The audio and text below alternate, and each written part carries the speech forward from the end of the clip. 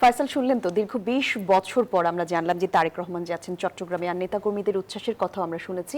আজকে দিনের বাকি অংশগুলোতে যে সংবাদ আমি পড়েছি সেখানেও দেখেছি যে নেতাকর্মীদের উচ্ছ্বাসের কথা, নিরাপত্তা ব্যবস্থায় চাদরে যে ঢেকে রাখা হয়েছে সেই খবরগুলো কিন্তু আমরা প্রতি ঘন্টায় অবশ্যই তারেক রহমান দীর্ঘ ২০ বছর পরে যাচ্ছেন। এর আগে খালেদা জিয়া ২০১২ সালে চট্টগ্রামে গিয়েছিলেন।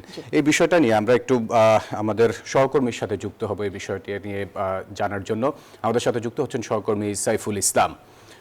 সাইফুল, তারেক রহমানের জনসভার প্রস্তুতি কেমন দেখছেন আর নেতাকর্মীরা কি বলছেন? আপনাকে ধন্যবাদ।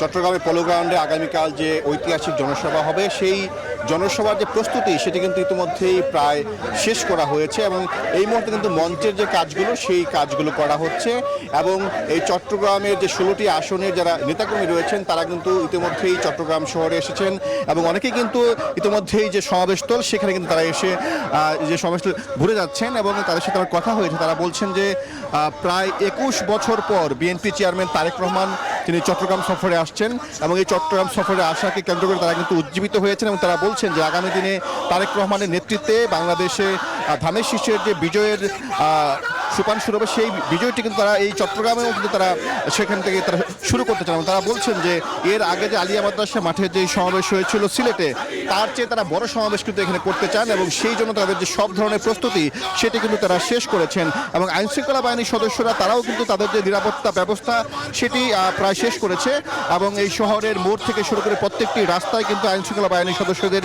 উপস্থিতি রয়েছে এবং আগামীকালের সমাবেশকে নির্বিঘ্ন করার জন্য আইনশৃঙ্খলা বাহিনীর সদস্যরা তারা এই মাঠের চারপাশে থাকবেন এবং মঞ্চের সামনে কিন্তু তাদের নিরাপত্তা ব্যবস্থা থাকবে এবং বিএনপি চেয়ারম্যান তারেক রহমান সকাল 11:30টায় এই চট্টগ্রামের পলো গ্রাউন্ড মাঠে তিনি আসবেন, এসে তিনি তার বক্তব্য রাখবেন এবং তার বক্তব্যে আগামী দিনে বিএনপির যে নির্বাচনী ইশতেহার সেই নির্বাচনী ইশতেহারগুলো তিনি তুলে ধরবেন। পাশাপাশি বিএনপি ক্ষমতায় গেলে ৩১ দফার মাধ্যমে তার যে পরিকল্পনা, তার যে আই হ্যাভ এ প্ল্যান, সেই বিষয়গুলো কিন্তু তিনি তুলে ধরবেন এবং এই বিএনপি চেয়ারম্যান তারেক রহমানের এই আগমনটি কিন্তু তিনি সর্বশেষ এখানে এসেছিলেন ২১ বছর আগে।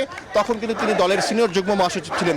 এবার তিনি আসছেন, তিনি দলের চেয়ারম্যান হিসেবে আসছেন এবং বিএনপি চেয়ারপারসন বেগম খালেদা জিয়া ২০১২ সালে এখানে এসেছিলেন এই চট্টগ্রাম ঐতিহাসিক যে পলো গ্রাউন্ড সেখানে তিনি বক্তব্য রেখেছিলেন।